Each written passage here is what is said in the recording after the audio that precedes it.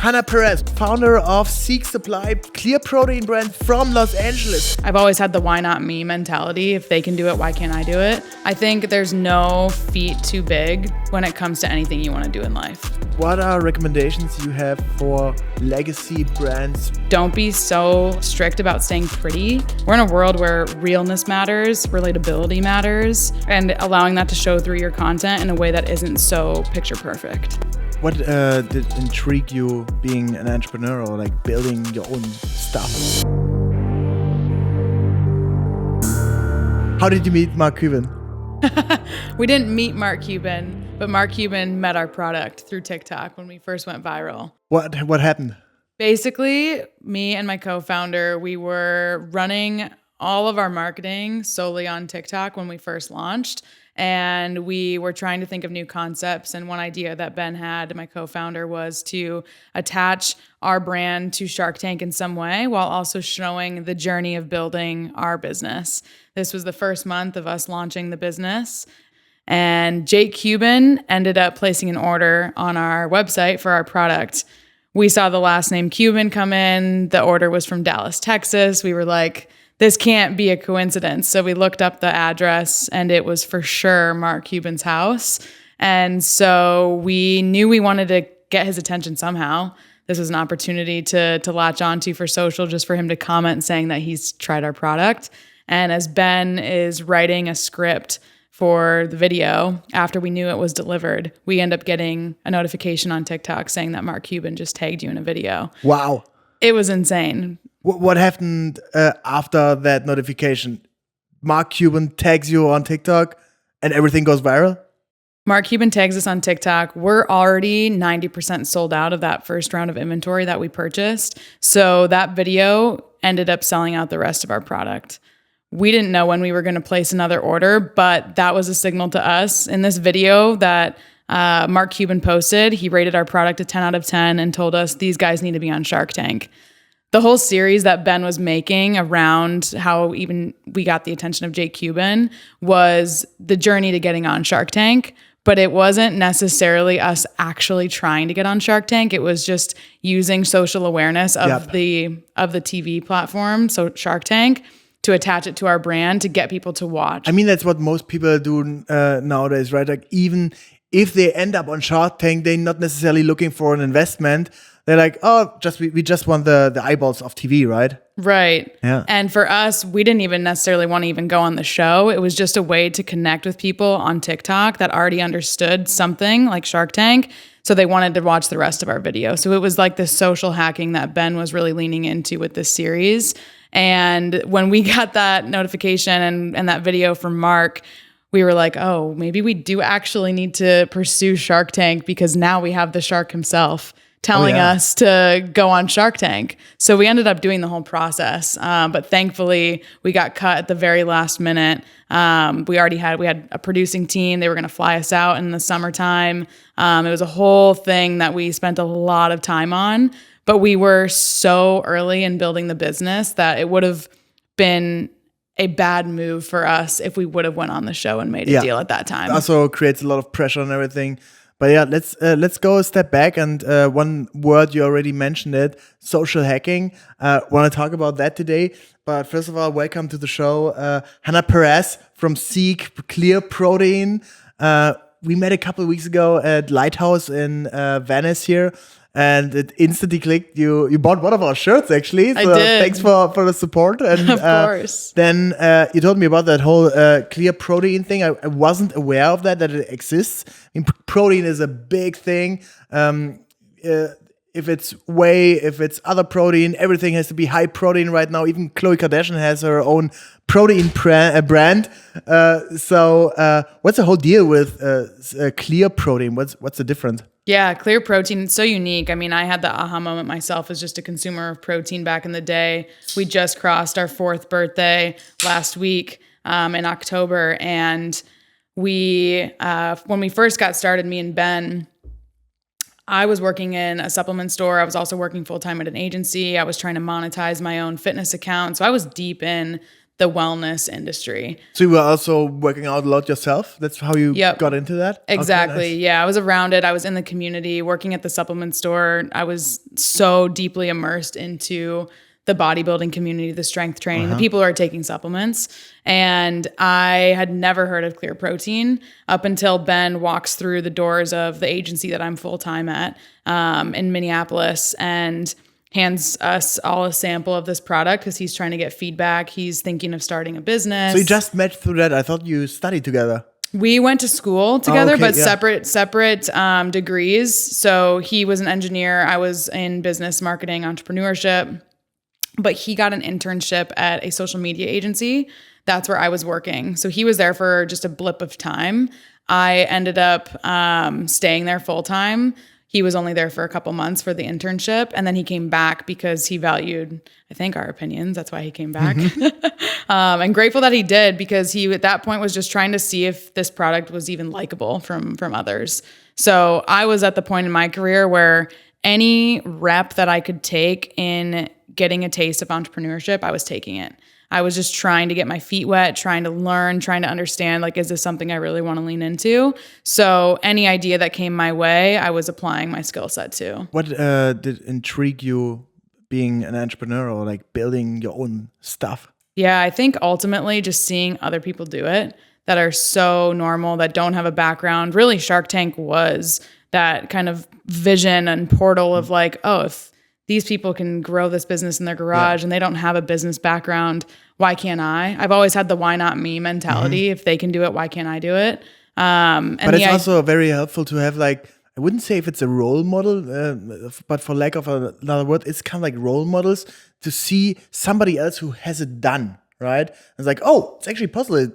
If this person can do it, I can do it myself, right? No problem. Exactly.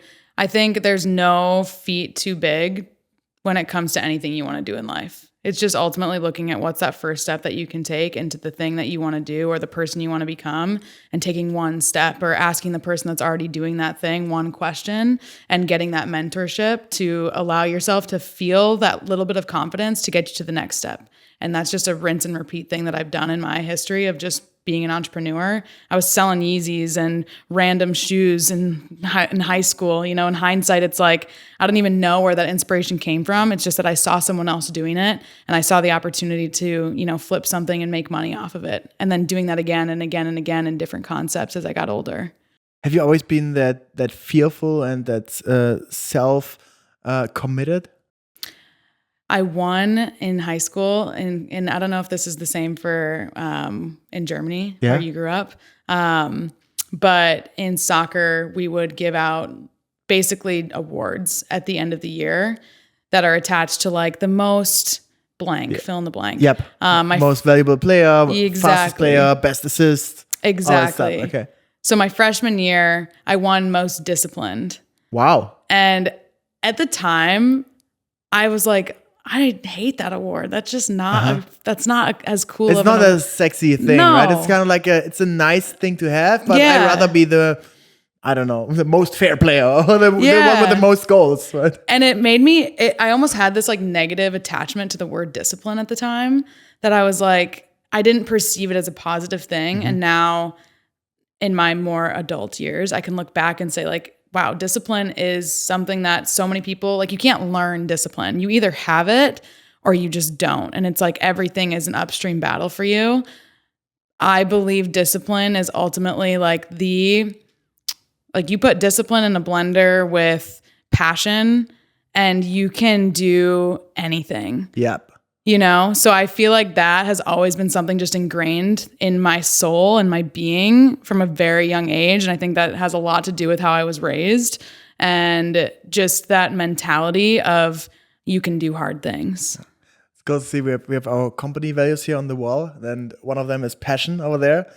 We don't have discipline. We have like problem solving, ownership, which are kind of like similar. Yeah. But basically, it makes you unstoppable, right? If you're obsessed with that vision, with that passion, was like, I'm not doing it to make money. I'm making it because I have the passion for doing it. I can't even explain why, but I just love it. I just love the process, right? Exactly. Yeah. And I think too, like that's why when Ben came through those doors with the samples of this product, I was applying my skill set at the time to anything, like I said, like anything to get my feet wet in entrepreneurship, but it wasn't necessarily a passion. It was all things that I saw how I could make it better or improve it.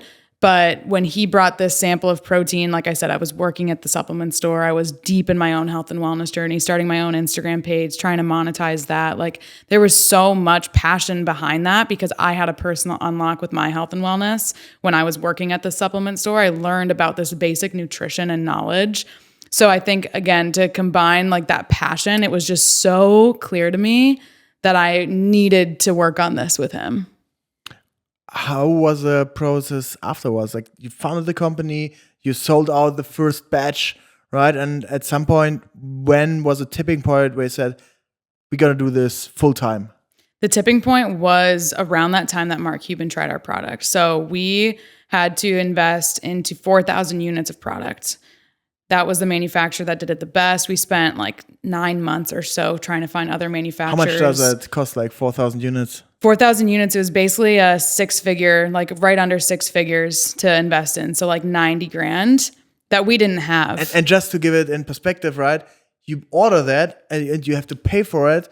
And you don't know if anybody will buy it, right? You have a little test group and some family and friends buy some stuff and maybe Mark Cuban. Exactly. But, nobody else knows about it yet. And there's no traction and no trust. Like, oh, will it happen also in winter or like is every month the same? So it's a huge risk. It's a bulk risk, right? Exactly. So Ben's parents took their money out of stocks to invest into that first round of inventory. Wow. It was, every time I say it out loud, like my body still has the same response. Yeah. Like I get goosebumps. It truly is something that I will be forever grateful to them for taking that bet on us, and believing in the product, believing in what we were building and the business plan that we put together, which was, we're going to sell this out on TikTok. It's kind of like a Jeff Bezos story, right? I think he also got some money from his parents to start Amazon, and then later he paid it back. Yeah. But it's wild. Yeah, so we ended up paying them back a year later. They still own a couple percents of the company. Business? Yeah.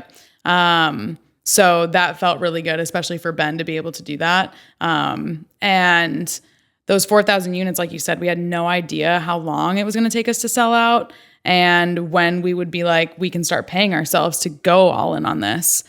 At the time, Ben was able to go all in because he was living out of his parents' house. He didn't have bills to pay. He was ready to go all in because it was middle of COVID and there was no jobs hiring for engineers.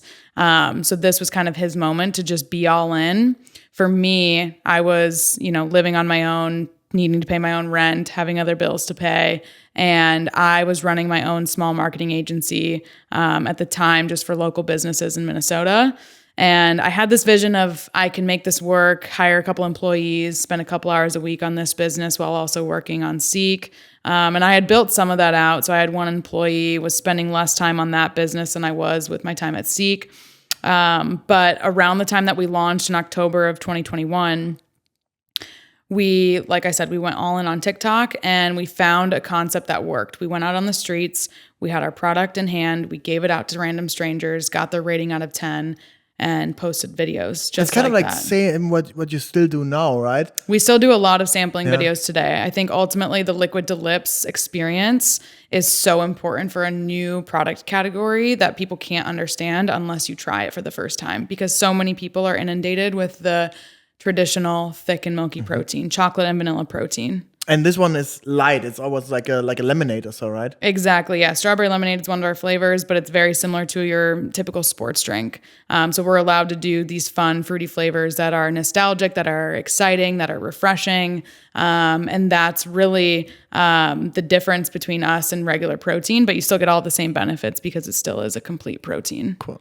And the concept you have on TikTok is basically you go out on the street, ask people how do they like it, but now you do it in like weird locations. You guys fly to Alaska and ask a fisherman or a helicopter pilot tries SEEQ protein for the first time, right? Yes, Ben has some crazy ideas, which I think you have to be able to push the envelope on content nowadays. You can't just do the same thing because what worked for us in the past isn't necessarily going to work for us all the time.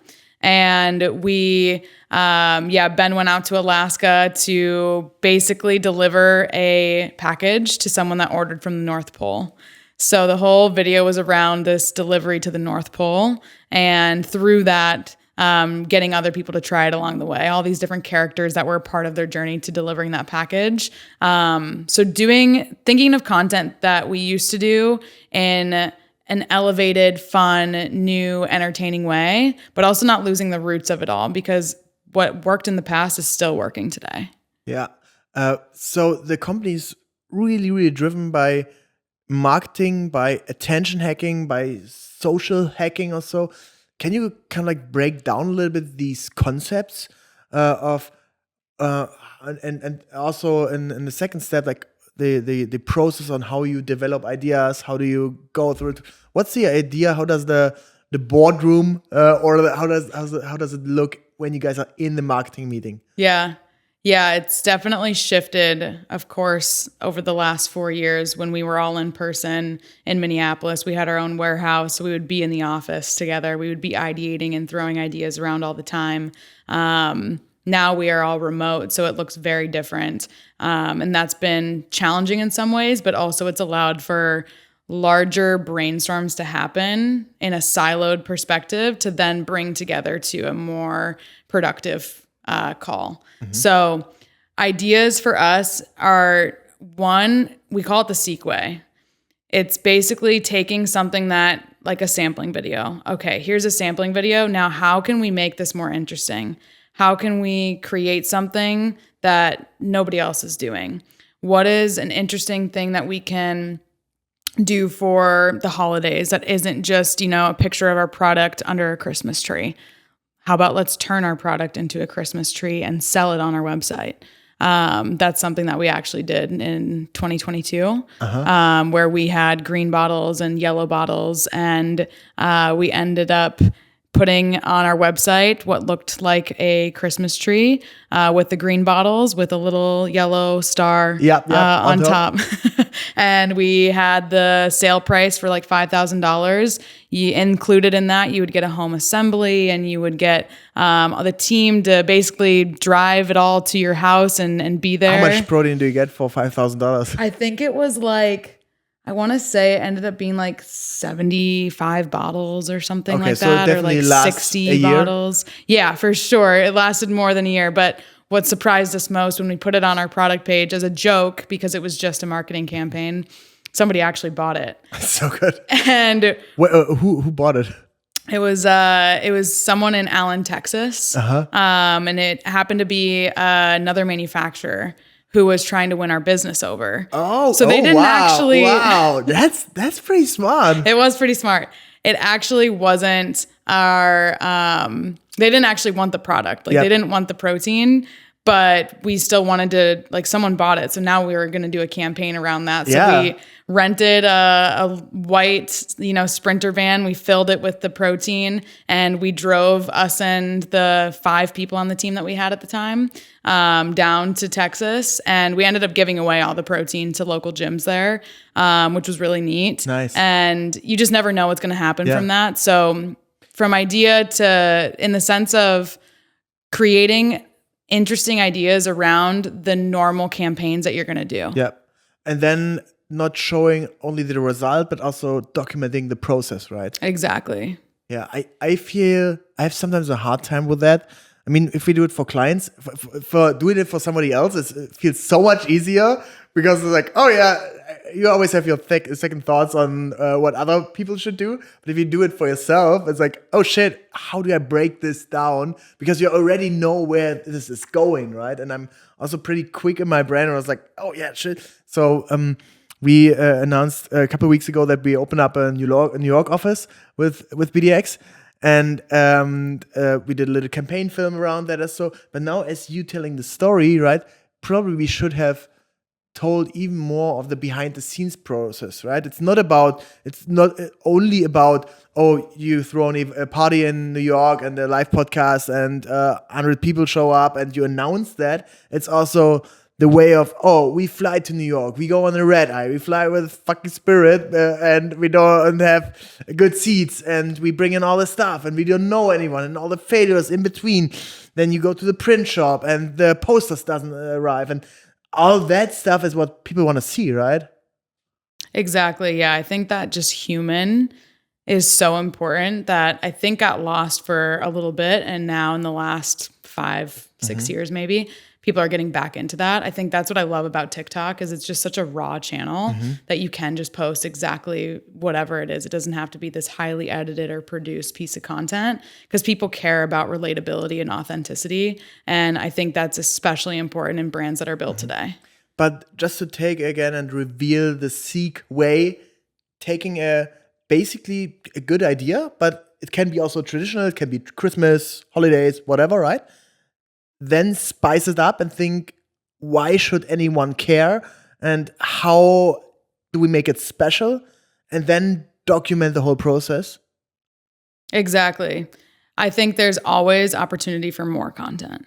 Like even the videos that Ben did in Alaska, there's probably another 20 hours of footage that they have that they could do more of that behind the scenes storytelling. But then time continues to go on and there's other important things to document. So I think it's just getting very clear about what's actually important in the here and now and what is going to provide value. And can you post some of the stuff in the future? Always. You can always come back. Like people care to see the behind the scenes of anything, even if it was 6 months from now. If we posted that video, it would still be relevant because people just love that rawness. How do you decide what to post and what not? There are so many ideas out there, and probably there's also, as you said, you have 20 hours of footage. How do you decide, now it's enough, let's go on? Honestly, I think it's about just what is that bigger narrative that you want to share. And in the moment that Ben is creating this video, it was in combination of what's worked in the past, plus a little bit of additional storytelling. So in the past, sampling videos have worked amazing. So we're going to post the sampling portions of the Alaska trip. And then we're also going to show the actual documentation of delivering, the whole concept was delivering the package to the North Pole. So we're going to make that the hero, but then complement that with the sampling videos. In hindsight, now that we've seen the sampling videos perform, we could have probably made the actual storytelling of delivering the package longer. But at the end of the day, you're just making the most informed decision that you can with the information you have today, and then iterating in the future to know where maybe you should lean on and anchor for future content. I also like what you said earlier about why should people care, right? Because there's so much content out there. Everybody's competing about eyeballs. Every different protein brand, everyone, right? Traditional media, news, entertainment, comedy. So it's very tough to stand out. And I was actually yesterday at the Liquid Death office, and they gave me a tour. And they are one of the most successful brands in the world right now when it comes to marketing. And they have in their boardroom a big banner which is, why should anyone give a shit? So they are on the pinnacle, they are on the top, and everybody watch their videos still, right? But they challenge themselves and say like, hey, why should anybody care? And they really, really question these ideas of like, and their approach is definitely like comedy and fun stuff and being over the edge and all that. But still, they're challenging themselves. And I think that's a issue that a lot of agencies and also traditional brands have, that they always think they make the best shit. They have the best ideas, even though it's just like a spontaneous idea. So how do you think is the best way to marinate on these ideas that you actually find the one idea? Yeah, I think at the end of the day, content is about more quantity than it is about quality to understand what is going to work for you. I don't think you can just put out one piece of content that you spend a lot of time marinating on and posting it and hoping that it does well, versus if you spend 30% of your time on, 7 different ideas and posting all 7 of those, you see one of them that works, then you're able to marinate more on what are other ideas in that same format or genre or whatever you were doing. But I think at the end of the day, when you are thinking of ideas, you have to remove the bias of your own attachment to the brand. you have to look at it like you are scrolling. Are you going to stop on and scroll on this and be honest? Like, just because it's your idea, like remove the ego and pride from anything and just be real. Because at the end of the day, we are all consumers. So I think it's so easy for marketers to look at things from the marketing perspective and not actually from the consumer lens. Are you scroll stopping? Send this to your friend. Are they scroll stopping?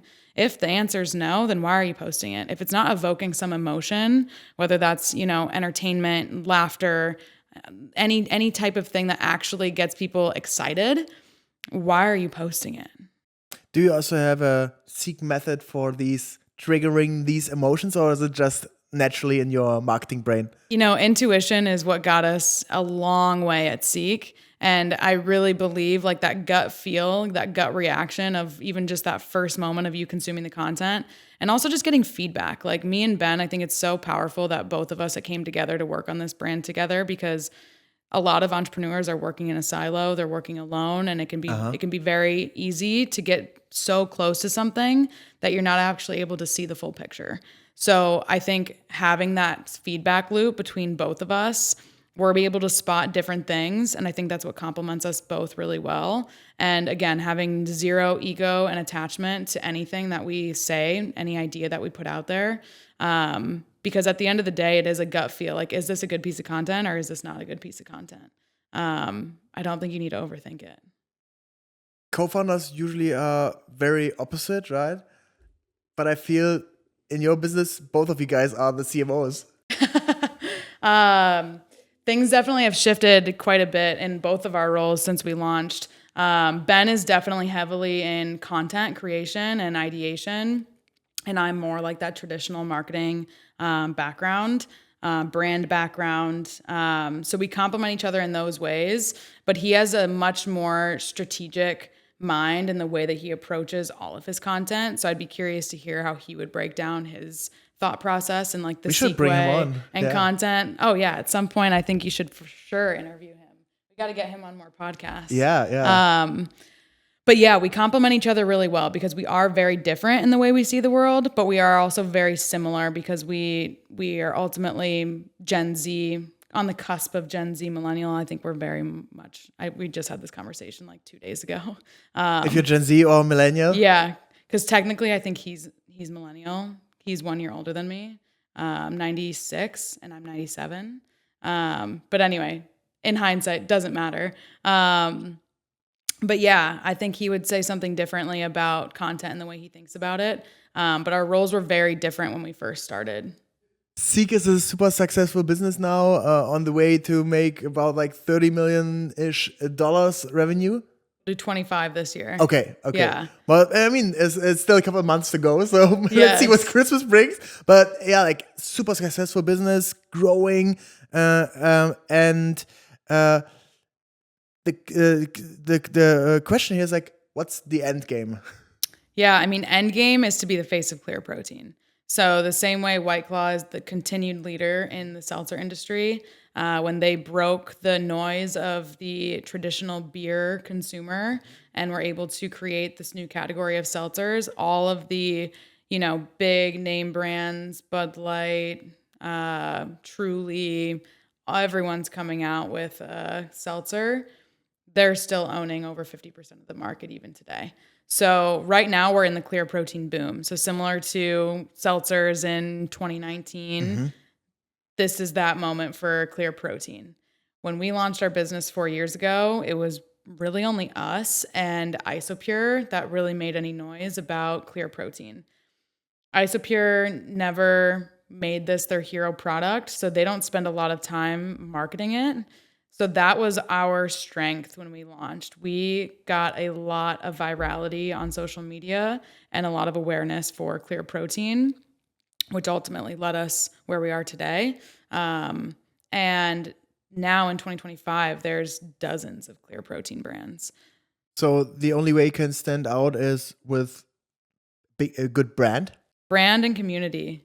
You can't buy a community.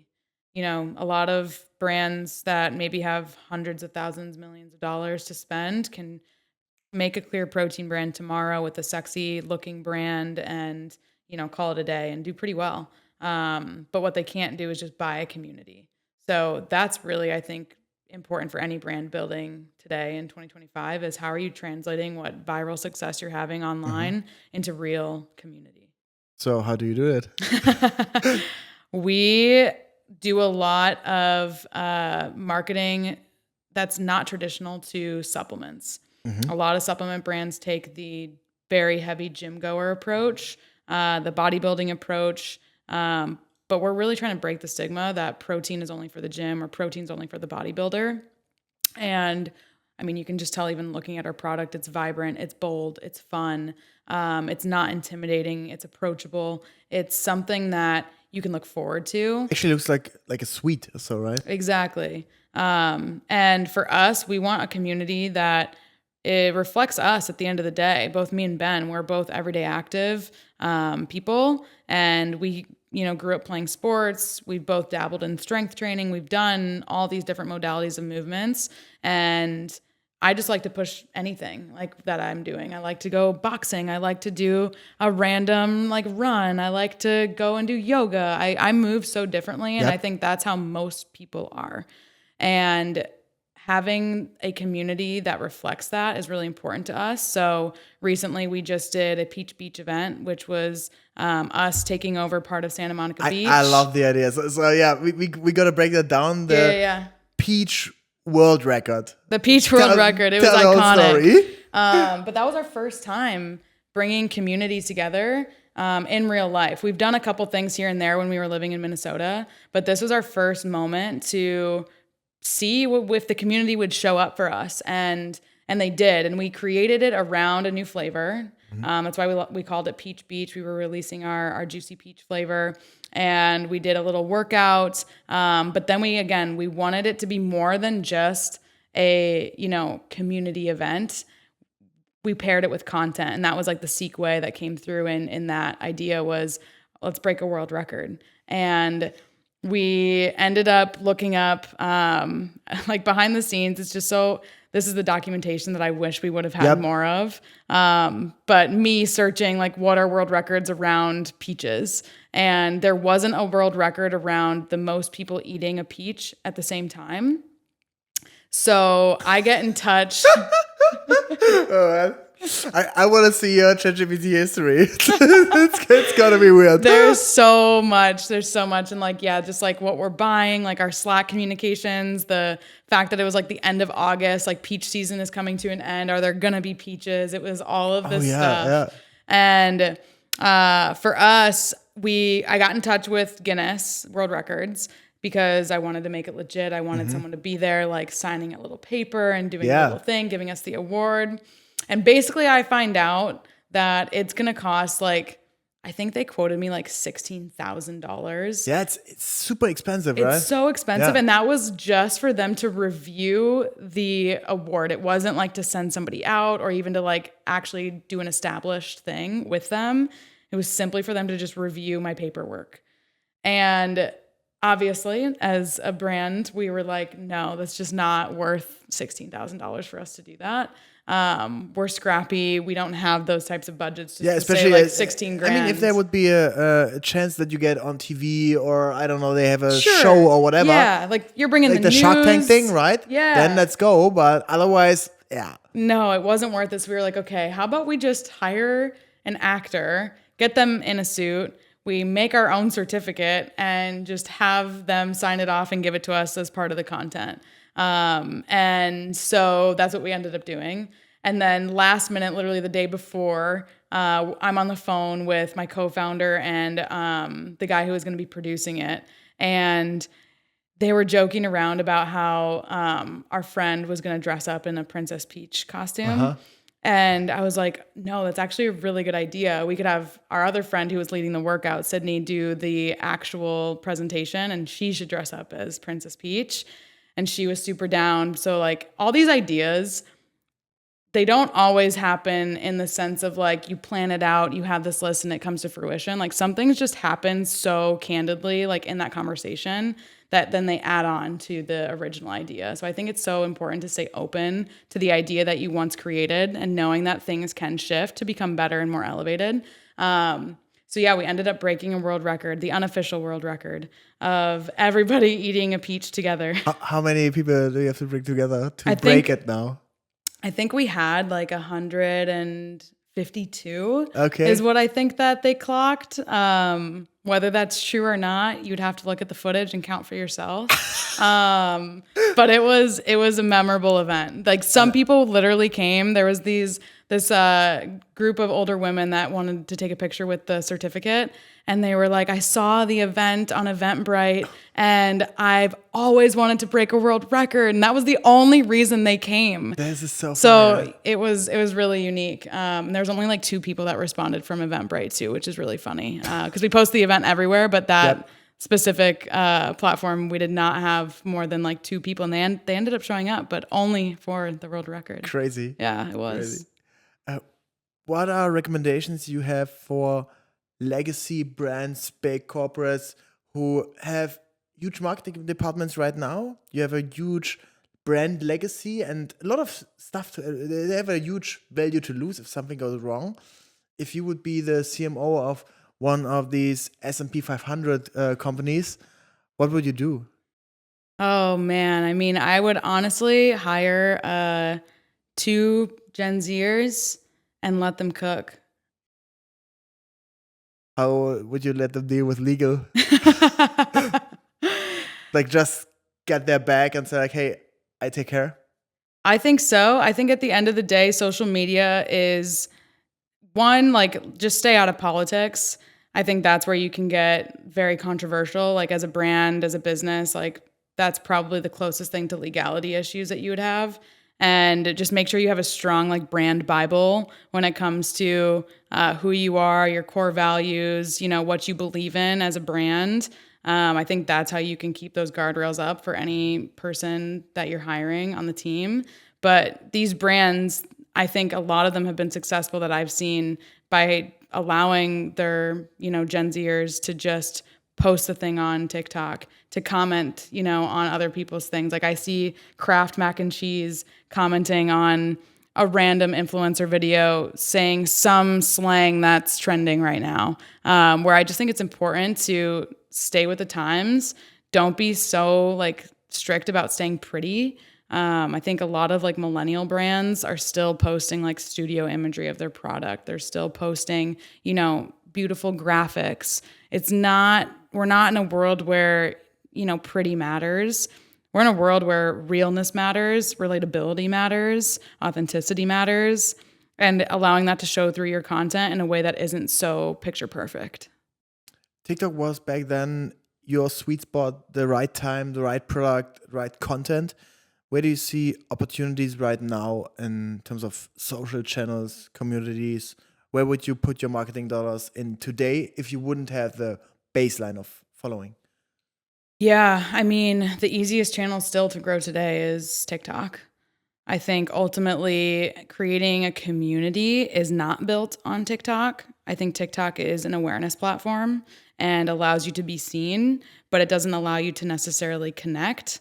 I think where you connect and build a community is still on Instagram, and allowing yourself to communicate with those followers and that specific group of people in a way that they understand because they've already interacted with your brand. So I view it as a funnel where, TikTok is top of funnel and Instagram is middle funnel. And I think if you're really trying to build a community, you have to do both. So how are you building that awareness and top of funnel content on TikTok that's going to drive them to Instagram to actually want to buy into your brand? Nice. If you had infinite marketing budget, what would you do with it? Oh man, infinite marketing budget. There's so much I would do, but I really believe in community activations. So if we were able to, have field teams nationwide going out, getting liquid to lips, people trying our product, that's so important, but it does cost a lot of money. And to do it really well, you do have to be willing to spend that money. But nationwide, sampling everywhere. We would be doing pop-ups in different cities where, we'd bring an element of bringing the juice, which is that energy that you feel when you're at one of our events. And there's some combination of approachable movement in combination with that and just having fun, like a dance party. So I see a lot of community if I had infinite marketing budget. And then still applying a lot of that to content. So maybe 50% of those teams are dedicated to content that are out in the field and community, and they have their own personalities, or it's almost like a little reality TV show that we're able to then put onto social. I have this dream of starting our own rec league, like sports league. Okay, nice. Yeah, this like imagine basically on Santa Monica doing a beach volleyball club, and every team is a different color, different SEEQ like flavor, and it's almost like the challenge or like Survivor, where you get these like little you get to form relationships with the characters because we're having like little confessionals and they're talking about things. It's like all this behind the scenes reality TV, but little still bit like Beast Games also.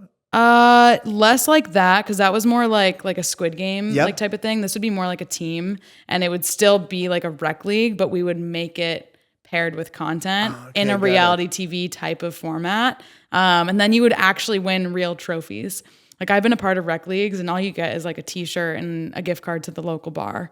And I'm like, I want a freaking trophy. Yeah. So I can see the Guinness World Record. Exactly. That's probably also one thing you would get if you had the infinite marketing budget. Infinite marketing budget, we'd get an official world record. But yeah, I see just a lot of community. I think that's so important, but ultimately thinking still through the lens of content in part of that, because that's never going to go away.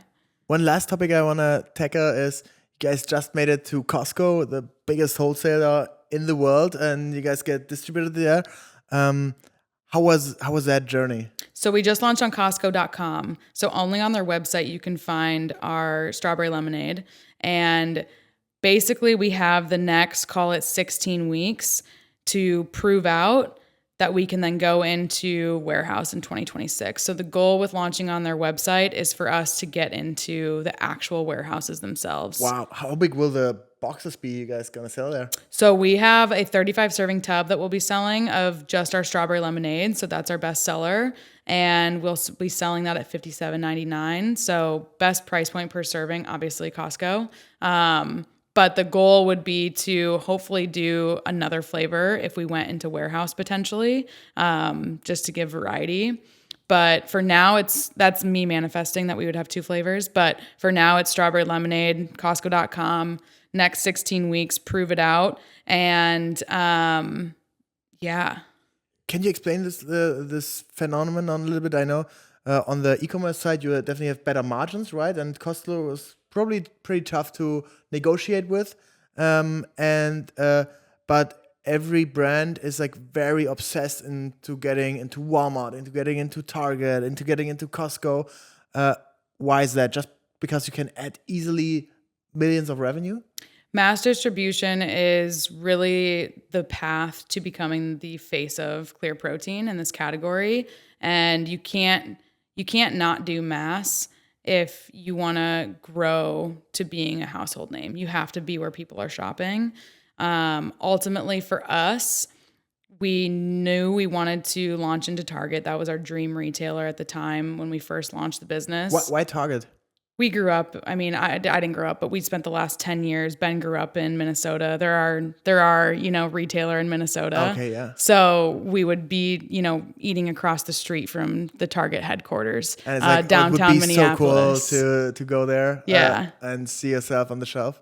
Exactly. So that was a dream retailer for us, mainly just because the roots of us growing the business in Minneapolis. And we made that happen last December of 2024. Now we're going to continue to push into retail. We'll still own our D2C channels, Amazon, TikTok Shop, Shopify. But for us, it was really important to diversify outside and really become an omni-channel brand and grow into retail. And for us to do that, we just have to be focused. We have to bring on experts. We have to bring on people who have been in retail before, because we're very e-com focused, digital focused. Yeah. So that was a big learning curve for us as we went into Target, is we need muscle on our team that has had retail experience to help us get to the next level. When's the trip to Bentonville? So we had the trip to Bentonville. Just last week? No, this was, so retail. Bentonville, headquarters of Walmart for our non-American listeners. a lot of these retail opportunities, me and Ben were just talking about this because like we celebrate almost a year after we already know that we locked it in. So like with Target, we started pitching Target at the beginning of 2024, and it took basically 12 months before you're actually in Target. They usually also only have, most retailers, very specific dates that they bring in new brands. And it's kind of like these pitching days where everybody flies into their headquarters and meets them and all that. Is that same there for Target? For Target, they did do that that's how we got in, was because it was their first time doing this like innovation summit where they were bringing in brands to basically give them like a 10, 15-minute pitch. Now they've made a whole event with it. I got the opportunity just a month ago to go and speak at the panel at Target as new brands were doing what we were doing at that time. So they've made a full day of it now, which is really, really cool. And with Walmart, they also are very specific on the dates that they bring you in. And we had exclusivity through Target at that certain timeline. So we're looking at this next year. So manifesting that as well as we go into 2026, that you'll find us in Walmart. Nice. Yeah. That'd be cool. Yeah, I think so too. I mean, at the end of the day, they're a huge retailer, and there's a lot of people that are consuming protein in Walmart. It's pretty crazy. You go through some of the stores, from Target to Walmart to Costco to Vitamin Shop, GNC, and you're just looking at the different sets and seeing the differences. You're looking at the different consumers, seeing who's walking through those doors. And a lot of people drink protein. So I think a lot of people would make that shift from drinking vanilla chocolate shakes to drinking something light and refreshing. Coming to an end here, what is the question I should have asked you that I didn't ask you? That's a good question. Something you want to tell the people. What do I want to tell the people? I mean, I think something I would just share is like it's so easy to look at entrepreneurship and building something and telling yourself it's already been done and that there's too many people doing it. It's too saturated, to be an agency owner. There's too many agencies. It's too saturated in a supplement industry. Don't launch a pre-workout. It's so easy, I think, to find these excuses to why you shouldn't do the thing that you really want to do. But ultimately, there's a piece of the pie for everybody to exist, to live, to win in.